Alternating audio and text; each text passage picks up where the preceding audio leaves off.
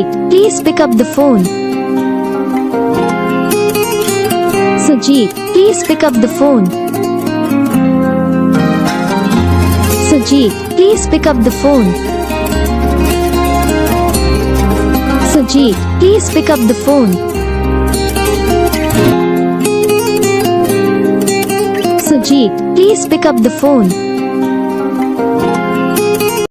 Hi guys, तो video अच्छी लगी तो वीडियो को लाइक करें, चैनल पर नए हो चैनल सब्सक्राइब कर लेना ताकि हम जो भी वीडियो बनाते हैं उसका नोटिफिकेशन आपको सबसे पहले आएगा। बेल आइकन को ऑल प्रेस कर लेना।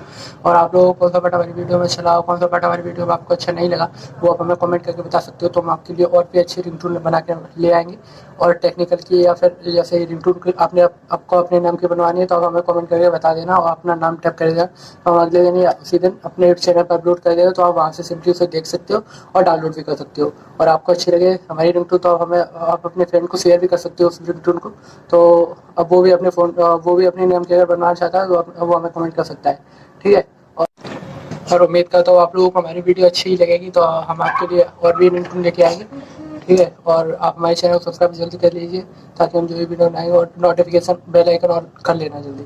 ठीक है। इसके लिए हम जो भी वीडियो बनाएंगे तो उसका नोटिफिकेशन आपको सबसे पहले मिल जाएगा।